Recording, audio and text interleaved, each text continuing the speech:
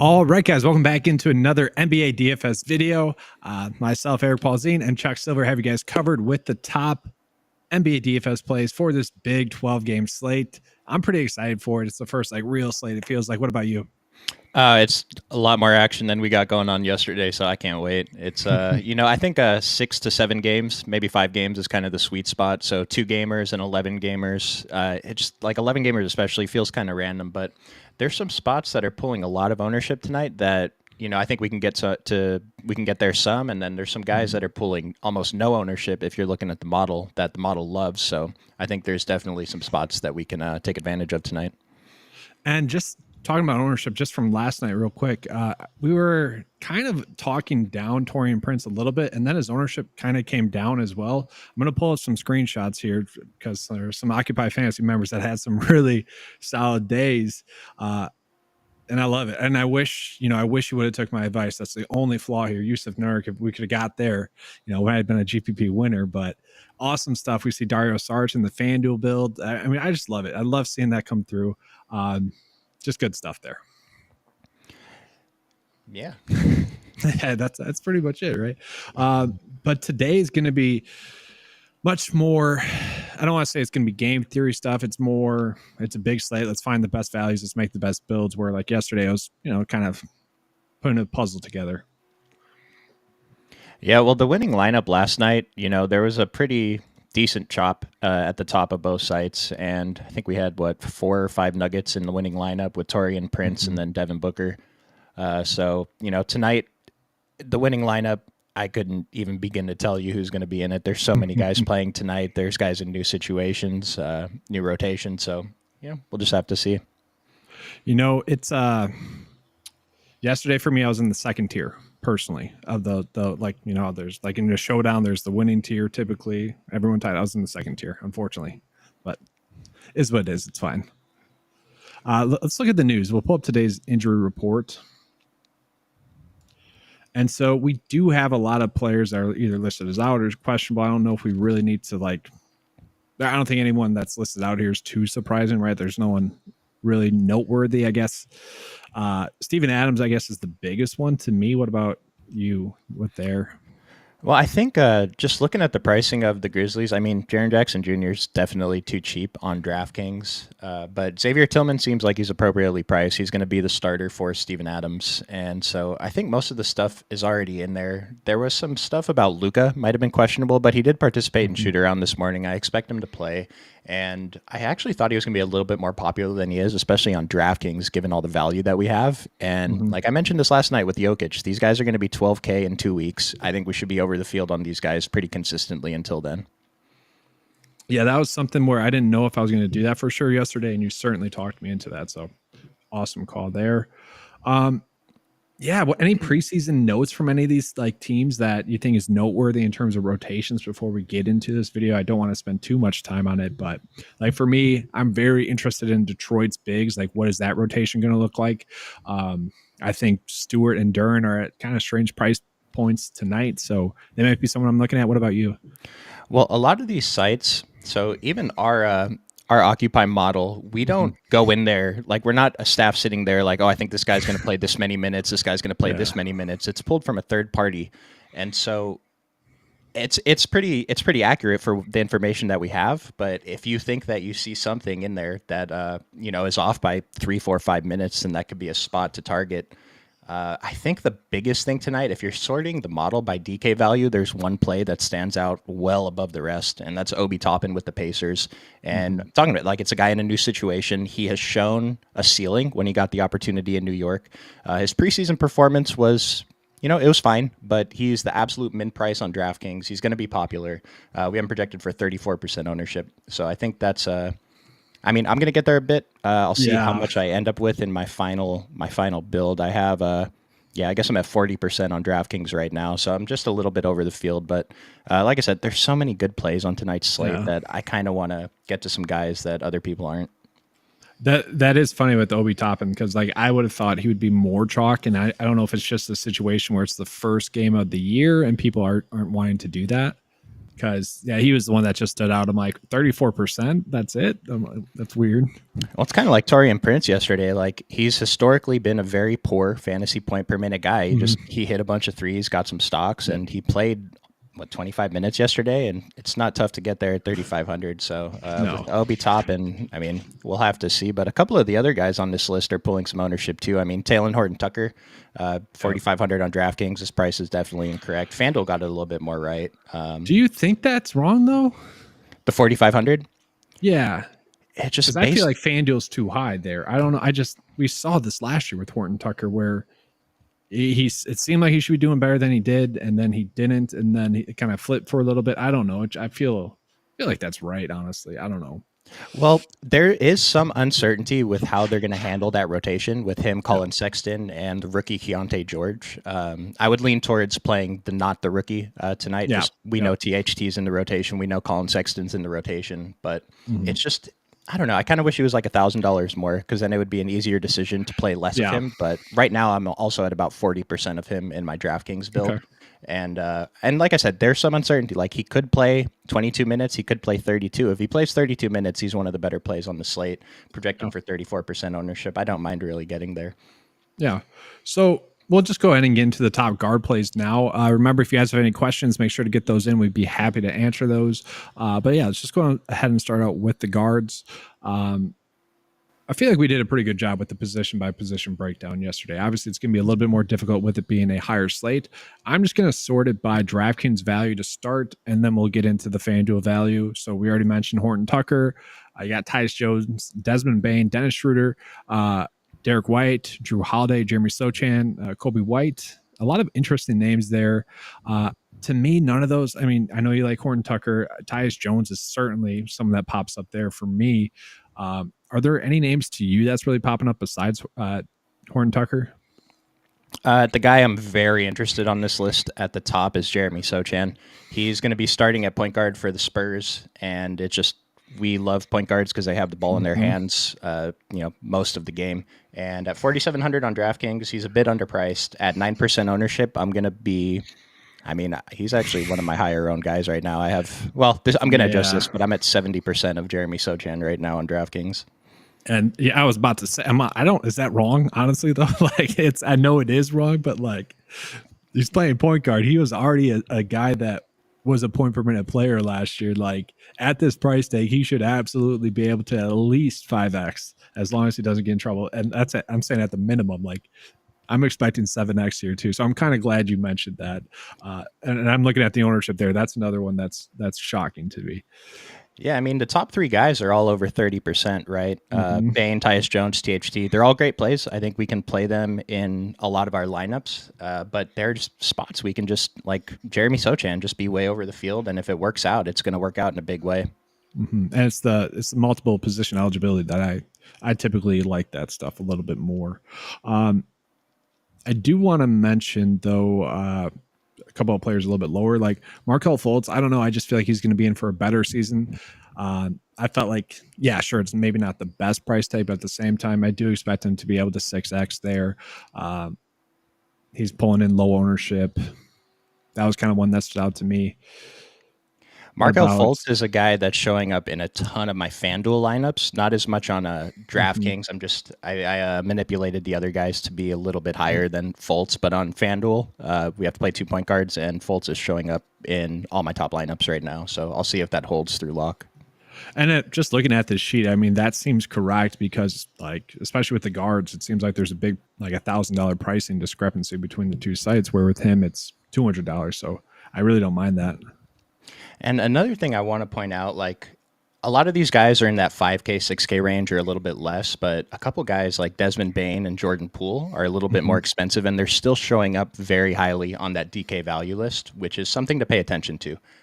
Their OF indexes aren't the highest. Well, actually, Jordan Poole's OF index is kind of it's number 5 for me right now in the guards, but just those guys that are cost a little bit more showing up high in the value, especially at low ownership, it's something to pay attention to. So I think I want to talk about kind of that situation just with Washington in general. So let's just highlight that team in general. because you brought up Jordan Poole. So I think it's a very good talking point just with Washington in general. What are our expectations for that? Because obviously we have Jordan Poole that's expected to step up into a bigger role. Are you like banking on that throughout the season in general? Maybe not a take for tonight. What are your expectations there? It's kind of a spot that I want to get to in the beginning of the season when guys, again, it's another new situation. There's some uncertainty there. It's a spot that I want to target because Jordan Poole is a player that we know is going to shoot the basketball, right? I mean, we saw in the preseason, he rotated games of shooting 1 for 15 or shooting like 12 for 18, whatever it was. Yep. And so it's a high risk play, but I'm probably going to be over the field on Jordan Poole tonight. And same with Kyle Kuzma. I think his price was a little bit too low on DraftKings.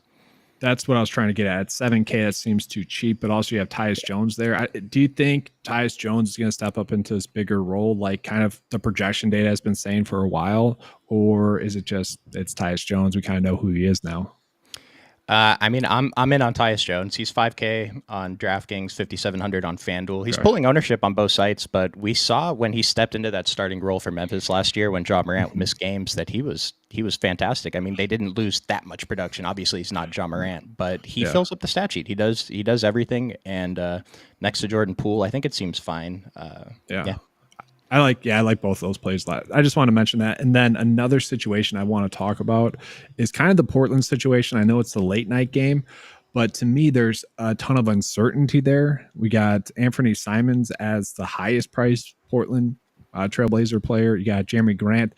Those two players seem correctly priced, I would say, just given their uncertainty. Then you got DeAndre Ayton, who I would say in terms of center plays does feel a little bit too cheap, at least on DraftKings. We got Scoot Henderson, who is probably going to pull in a ton of ownership just out of hype. I'm not sure what his ownership is right now. I shouldn't say I'm sure, but and then Malcolm Brogdon, that's the biggest question mark to me as well, because if he gets a lot of minutes in this game, I feel like he could really stuff this stat sheet as well. We're probably not getting to any of them because of the uncertainty, but I'm curious kind of what is your thoughts on that whole situation there? So with Anthony Simons, a lot of his fantasy production comes from scoring real life points, and playing next to Damian Lillard, you're going to get better looks than you are when like Anthony Simons is the man. He should be the man on this team. I think Scoot Henderson is going to be, I mean, he's a top 3 rookie coming in this year, presumably. And it's just, if Anthony Simons hits shots, he's going to be a great play. And if he doesn't, then he's probably going to fail. But at the 5% DraftKings, the 6,700 price tag is good. On FanDuel 7,600, it's a little bit pricey. I just my FanDuel builds are leaning towards paying a little bit less at the point guard position right now. But I think it's worth taking shots on. And Scoot Henderson, too. I mean, Scoot Henderson's about 6K on both sites, projected for 3% or less ownership. That's surprising to me. Yeah, I mean, Scoot fills up the stat sheet, too. So, I mean, we saw him have a terrible preseason game where this dude couldn't even make a layup. But we've also seen him do very well, where he's kind of doing everything for the team. And then Malcolm Brogdon, I'm not quite going to get there. I'm going to take shots on the guys that we know are starting. I mean, no reason to risk that on a 12-game slate. Yeah, we have Brogdon projected for 20 minutes right now, and I could see him playing a few more than that, but we have Anthony Simons for 34 and Scoot for 31. I'd rather take my chances on the guys who are going to be on the court longer. And Portland just, I mean, they have to play Brogdon. You have to have a veteran presence, but I'm going to take chances on the guys that Portland is more interested in developing that are going to be a part of their future. Okay, that makes perfect sense. All right, so let's switch up and we'll get into the FanDuel kind of guard situation a little bit more here. It's going to be about the same stuff, but we're getting a little bit different pricing on FanDuel. Who is kind of the standout plays there to you, if there are any? So FanDuel, we have some good value. So Evan Mobley is going to be popular. Well, are we on guards? Yeah, let's stick to so guards we're in guards. now. Yeah, like Jordan Poole is popping up at 7.7. I feel like he's the easy play there. That's like a no doubt play. I mean, to me, that's kind of it in terms of guards. It feels like they're mostly corrected in their pricing. Maybe Markelle Fultz as well. Like I feel pretty good about those two as my point guards. What about you there? Yeah, I think Markelle Fultz and Tyus Jones are probably the chalk point guards on FanDuel today. But there's a couple guys that are priced a little higher that I'm getting to. Like Zach LaVine is my highest owned guard in my FanDuel build right now. He's a little bit more expensive than he is on DraftKings. I think he's one of the best apps, like top plays on DraftKings today. Even at a higher price tag on FanDuel, I still like getting there. But then I'm taking shots on some guys that are very low owned. Like DeJounte Murray's coming in for I think he was like 3% ownership. Paul George was less than 10%. Scotty Barnes is coming in for like 3% ownership, and their price tags are they might be a little bit uncomfortable, but like I said, I want to target these guys when they're coming in at this low ownership early in the season. So, well, it is funny about those guys because like on a normal slate, we'd be like, oh, that's correct pricing. But given the fact that there are a few discrepancies here and there, it's a little bit different in that regard. yeah, I mean, we like Scotty Barnes specifically. We've seen his usage. His usage was so high in the preseason, and with Fred VanVleet gone, I think he's going to run the show. Like Pascal Siakam is much higher price than him, but Scotty Barnes is my priority on the Raptors tonight. And then DeJounte feels like he's just forgotten next to Trae Young, and Paul George's price is very good on FanDuel at 8,400. Okay, I like that. Just real quickly, Tyus Jones or Jeremy Sochan on FanDuel? Let me see. I have more of Tyus Jones in my build right now.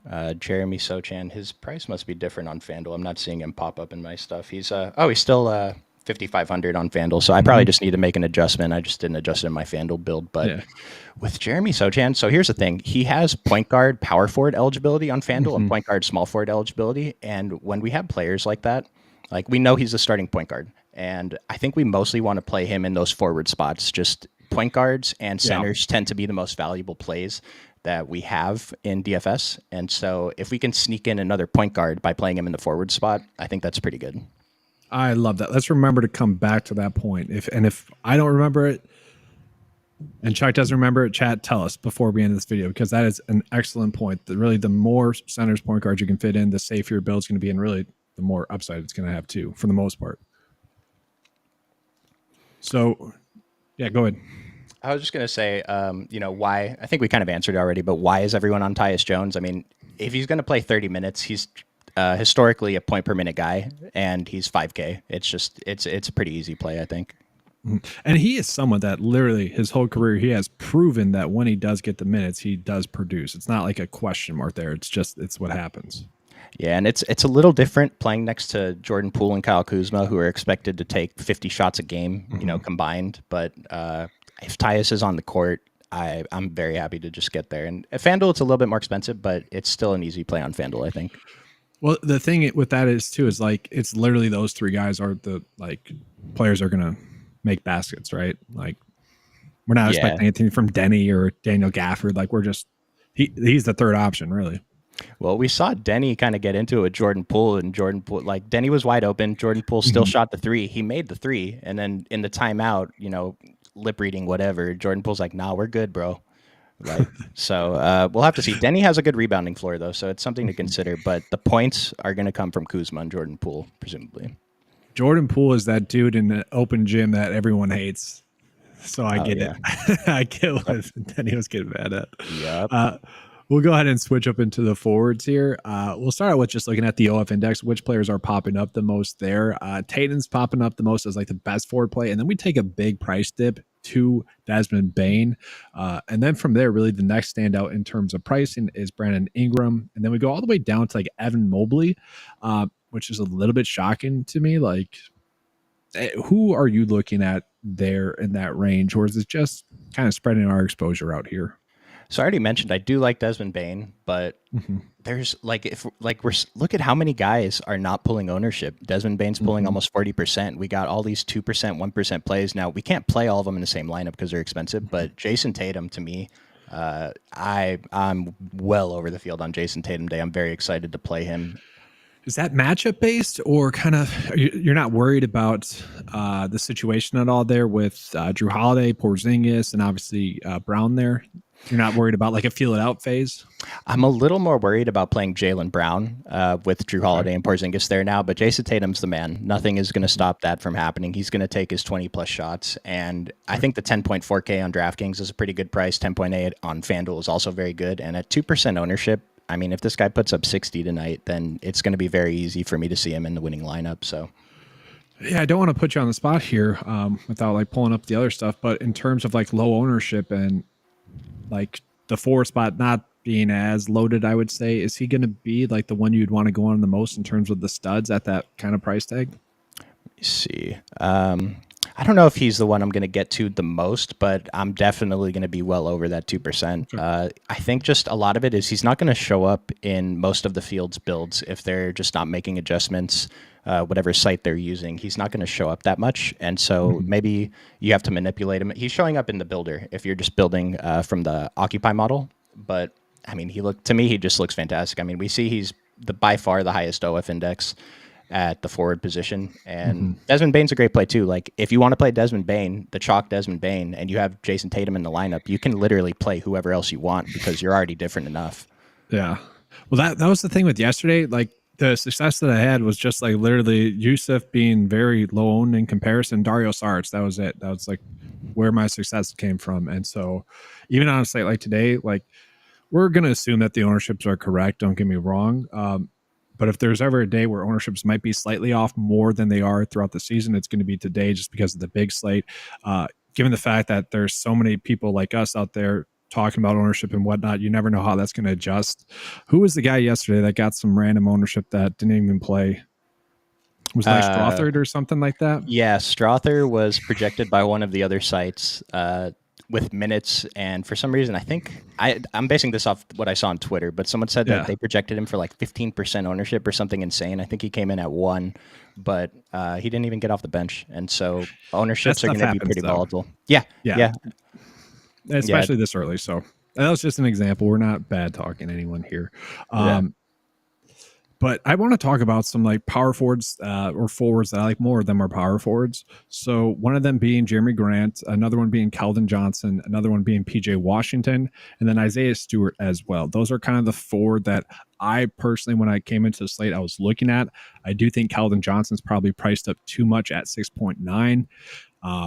I don't really love that now, so I'm probably moving on from him. But PJ Washington, he's pulling in 11% ownership at 5.7 on DraftKings, 6.5 on FanDuel. Is he a good play to you at all? Yeah, I like it, especially against Atlanta under 6K. We did get some news that LaMelo's limited to 30 minutes. Not that should affect PJ Washington too much, but getting a couple extra minutes without LaMelo on the court, maybe PJ gets a couple extra shots. Yeah, But we did see that last year. His usage went up with ball off the court with Rozier out. He was like the only one on the court for a while, so tough to exactly say what he's going to look like now. But especially if he gets those center minutes, like power forwards playing center minutes are so powerful. It's just more opportunities for rebounding. You know, you get those easy putbacks, dump downs. And with PJ Washington, he has power forward center eligibility on both sites. I will say that I do prefer to just have him in my power forward spot if I can help it and get a true center in the center spot for both sites tonight. I typically always default to that if possible. It's very rare that I even force in not doing that. So I do want to mention Isaiah Stewart as well. Very similar price tags on both sites. Only pulling in 26.4 minutes. Even if he does that, I feel like he has a good chance to 5x. I feel like he's a better FanDuel play where he's only pulling in 1% ownership. DraftKings, you probably don't need to make the play. Am I just done with this? I feel like I definitely have a bias for Isaiah Stewart. Don't get me wrong. He's someone that I thought was impressive whenever we've seen him play recently. And I mean, like end of season and whatnot. Situations were different then. All four bigs are healthy. They're all projected to get a lot of minutes, but I don't know. I was excited to play him. And so if I'm playing him, taking the price discount on FanDuel, is that right or am I dumb? I like Isaiah Stewart. I mean, I think that especially at the 5K price, he's a guy that we should always have in mind. I mean, he's an easy candidate for a 6X, but I do want to see how this center rotation plays out over in Detroit because I'm not sure that he'll get that many actual center minutes. They have Duran Wiseman, and then we'll have to see what they do with Marvin Bagley. But yeah, Isaiah Stewart, no one's playing him. So if these guys are showing up 0% owned, I mean, he's a fine price. I like getting there too. And that's the thing. I know we keep like probably sound like a broken record here, but we're taking our best guesses. We don't know like how these situations are going to pan out in terms of usage, in terms of rotations. It's our best guess, especially for the first 12 game slate. And that's a perfect example of one where they run out four bigs are all kind of the same. We're guessing there. And Lucas Feinstein asked a couple questions. Are we playing Jaren Jackson on DraftKings? Yeah, absolutely. I know he's chalk, but his price is incorrect. There's no Steven Adams. He hasn't shown that he's a super strong rebounder historically, and he's going to get in foul trouble at some point this season. He kind of tricked us in preseason by not getting in foul trouble for most of the preseason. Then he fouled out early in the third quarter in one of the last games. But at his price, it's just a risk that we have to take, even though he's coming in with high ownership. We already named enough low-owned plays that it's really hard to just hit a chalk lineup tonight, especially if you're using the model. And you also asked about Evan Mobley. I think he's underpriced. The model, I think Eric mentioned that. I was a little surprised how low he was showing up in the model. Not that it's super low. I mean, he's still in the top 10 for power forwards, but it's 6,300 on DraftKings. He's shown that he does have a ceiling, whether it's inconsistent or not. I mean, the 40% ownership is kind of a tough. It's tough, but I'm still going to get to Evan Mobley on DraftKings, especially. And then FanDuel blocks are worth 3, so I'm fine getting there too at the higher price tag. Just while we're at Memphis, real quick, any love for Xavier Tillman? I think we can just pivot into centers here while we're there. He's at 5K. Really, all their bigs are out. Is he someone you're looking at there? I mean, 5K probably correct, but at the same time, feels a little bit wrong. Yeah, I think it's actually probably too cheap. We haven't projected for 29 minutes, and so we've seen 2 situations with Xavier Tillman where he'll get that 30 minutes, or he's playing poorly and they'll just slide Jaren Jackson down to center and he'll play, 24 minutes maybe.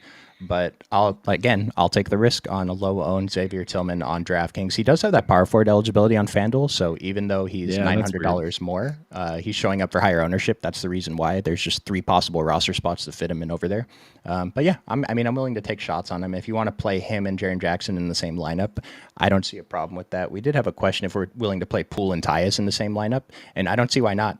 They don't necessarily cannibalize each other's fantasy production, and so unless it's like 2 super high price studs, then maybe I'm going to start to avoid it a little bit. But Tyus is cheap enough, and Poole's cheap enough, honestly, too, that I'm going to probably have some lineups with both of them tonight.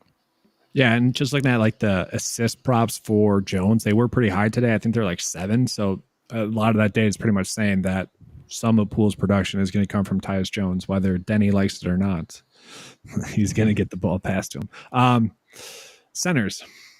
Sabonis and Siakam are the highest priced. Are they almost like too high priced given how many good like power forward center plays that we have and just overall center plays? Like Nikola Vucevic to me at 6.9 is one that stood out. I'm not sure if the model agrees with me, but to me there is a lot of soft pricing at the center spot. Yeah, on DraftKings, I think that Vooch is probably the best overall center play today. It's reflected in the ownership, 32%. His price is incorrect. He's going to be $1,000 more in a couple of weeks. Most of the time, he's going to be $1,000 more.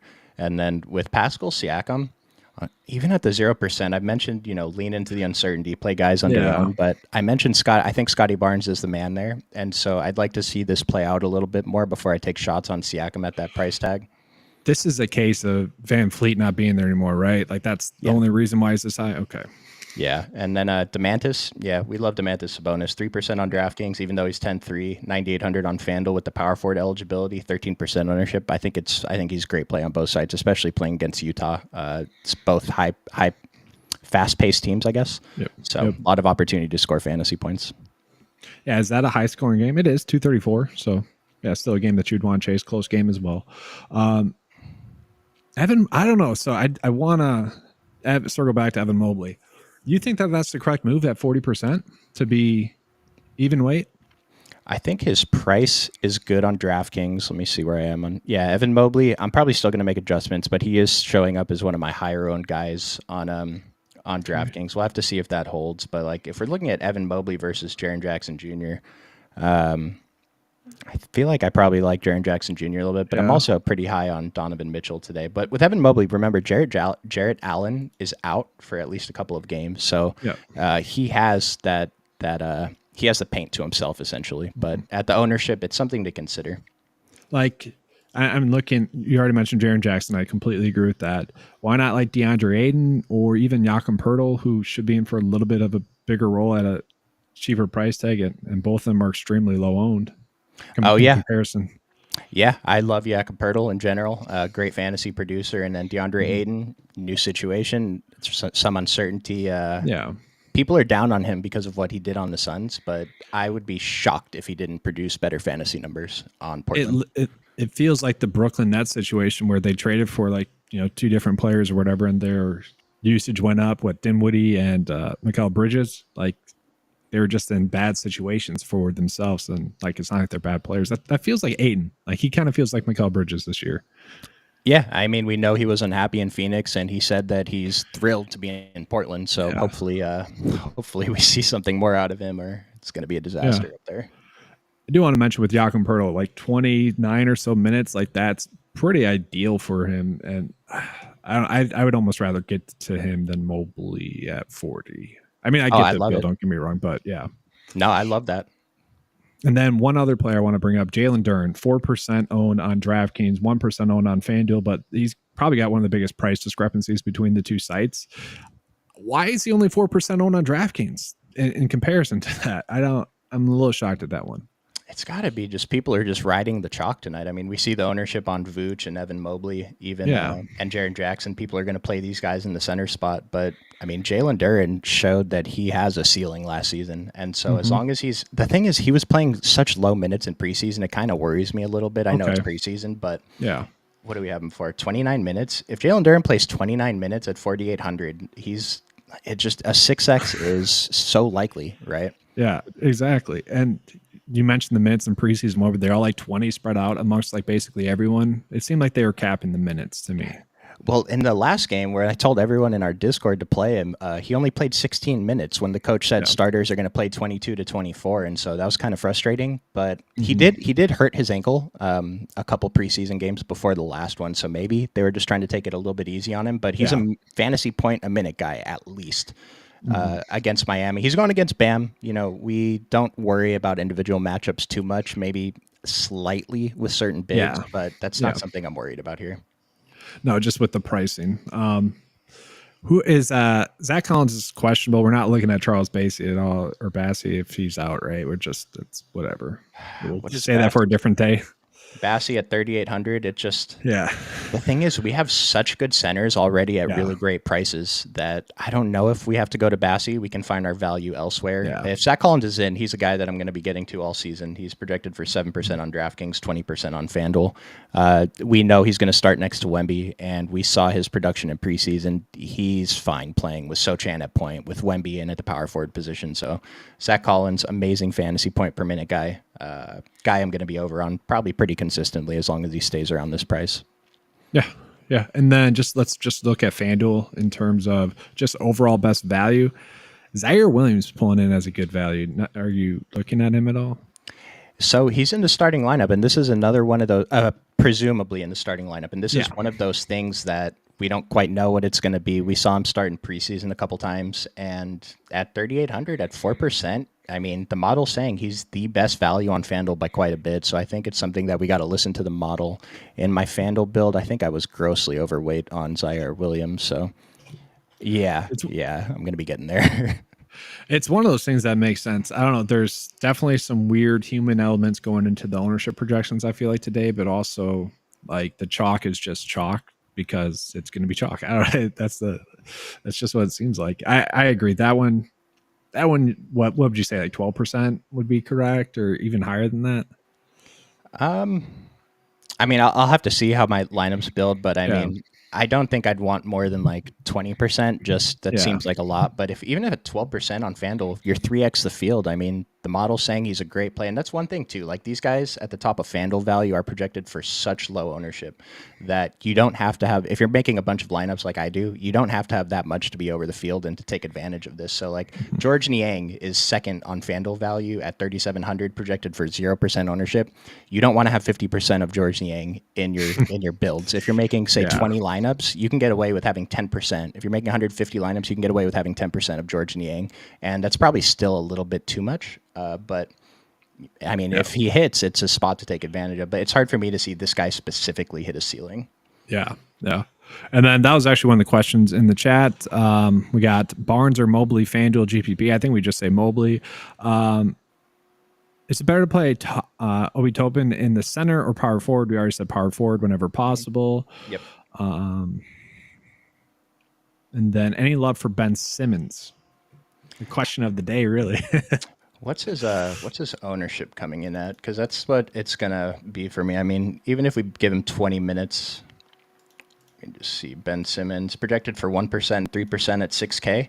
So I believe that he can hit that 5x pretty easily, get around 30 fantasy points on each site, but I don't know what the potential is for much more. I mean, if his ceiling was like 42, we're going to be very excited about that. But if he scores 30 tonight, it's not really helping us that much. But I'm happy to get there. He does everything except score the basketball. So He's my classical shoulder shrug play. Like if you're someone that does hand builds and you end up on him, like you're okay with it. You're not rebuilding.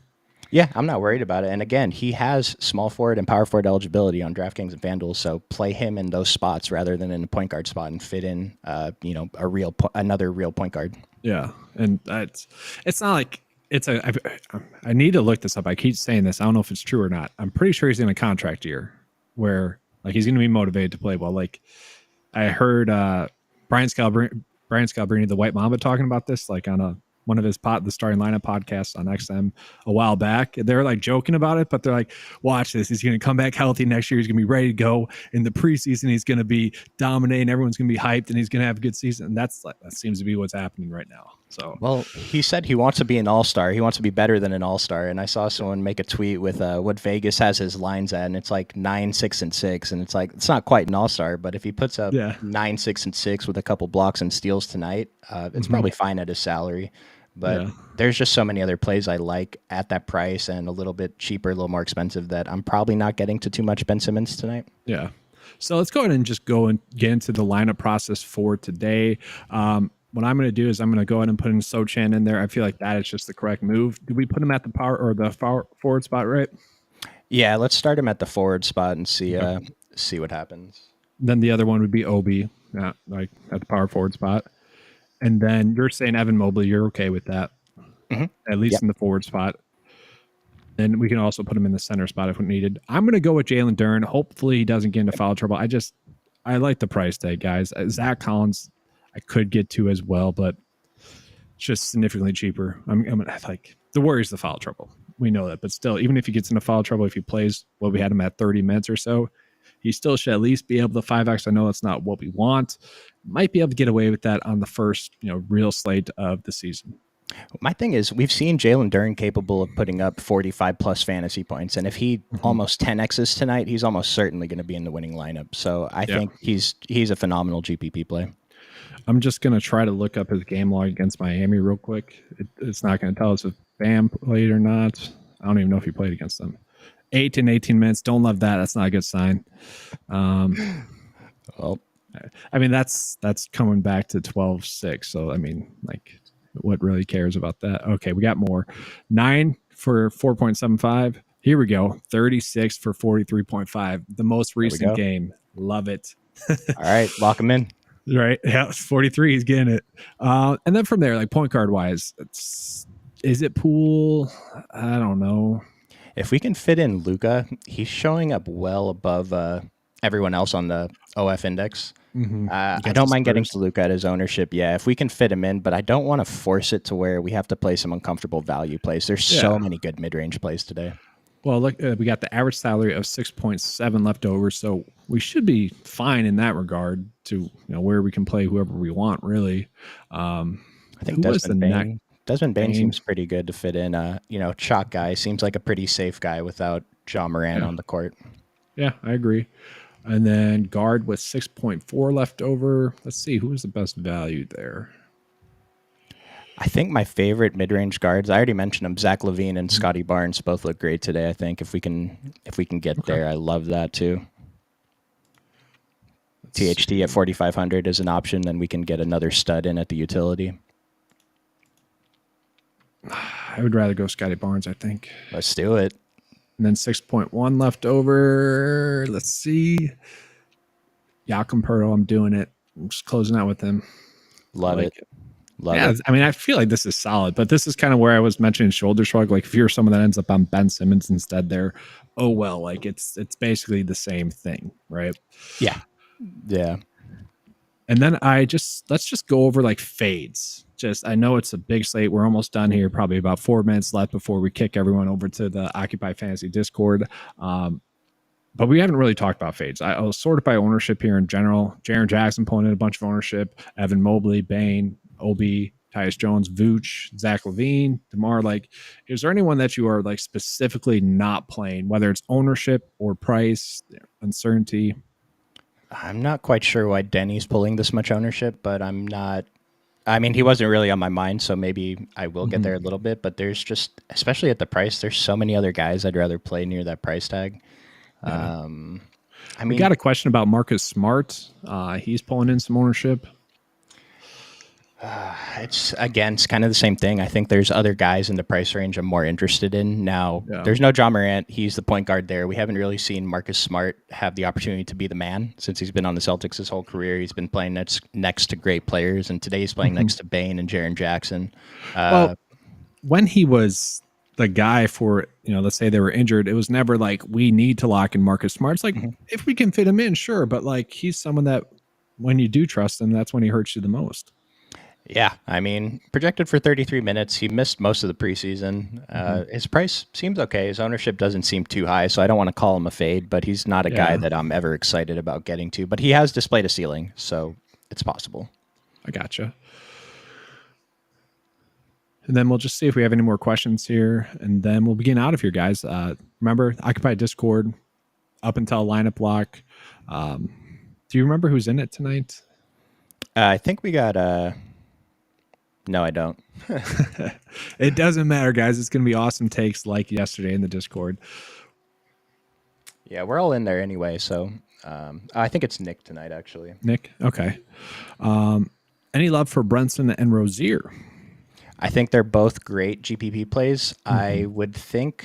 So LaMelo's limited to 30 minutes. It's still a lot of time. He's still going to be on the court with Rozier a lot. We've seen Rozier be such a frustrating guy because we play him, he does nothing. We don't play him, he's 3% owned, and he goes off for 50.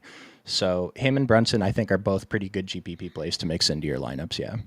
And this is the most healthy Charlotte's been, right? Like Gordon Hayward's ready. Their rookie's fine. Like, I guess I'm kind of taking the wait-and-see approach there for Charlotte a little bit.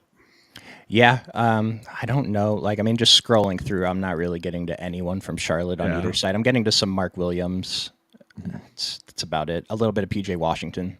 Yeah, FanDuel, right? And then let's see. We got a question. Ingram and White or Bain and Tyus? I think that's simple. Bain and Tyus. No need to get too cute on the slate where, you're going to close out your build with someone that's not chalky.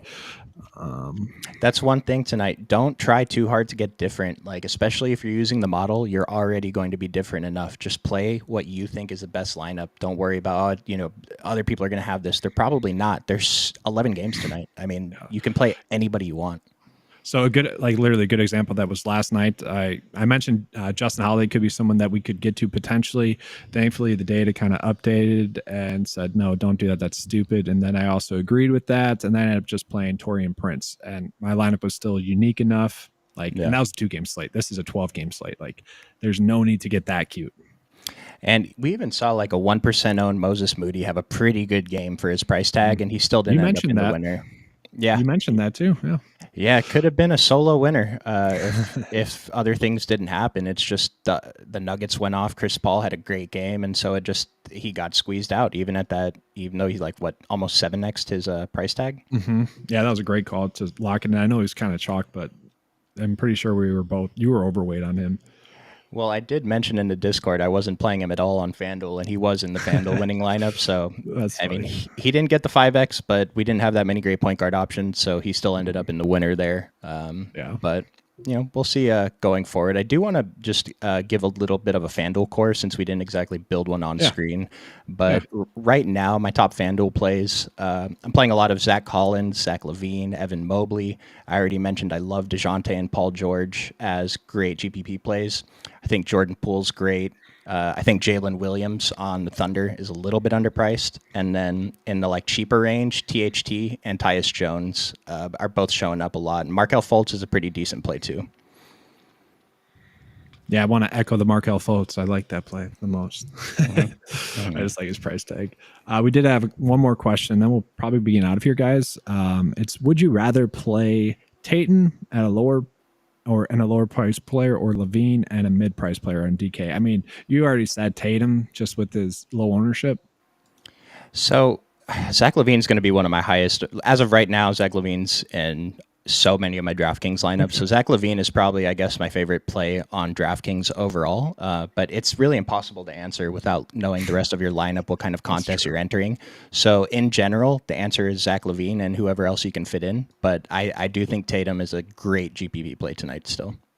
Okay, I think we are pretty much good. Remember, guys, be in the Discord chat. Really, literally, you can hop over there right now. There's a link in the description below. Chuck, any closing thoughts? I saw a question about stacking, and with 11 games on the slate, I'm not too worried about it. Like, I had some lineups with 3 Bulls. I saw a question about the Bulls too, and it doesn't feel great to play 3 Bulls in the same lineup. Maybe if you're doing that, you're expecting a close game, you want to have one guy from OKC. But other than those kind of situations, like, stacking just doesn't matter. The guys are what they are. So it's kind of like week 1 of NFL DFS, where like there's just so many like glaring price mistakes, and a lot of those players weren't chalk, and you could just make awesome builds by just focusing on literally just making an awesome build. That's the focus today. Once we get in the middle of the season, we can start getting cute and doing stacks and fading chalk plays, but we don't really need to worry about that stuff too much today. Yep. All right, that's going to be all, guys. Make sure to give a like and subscribe. Follow us both on Twitter if you want, at 905 Sports for me, at Chuck Silver DFS on Twitter, or on X, I apologize.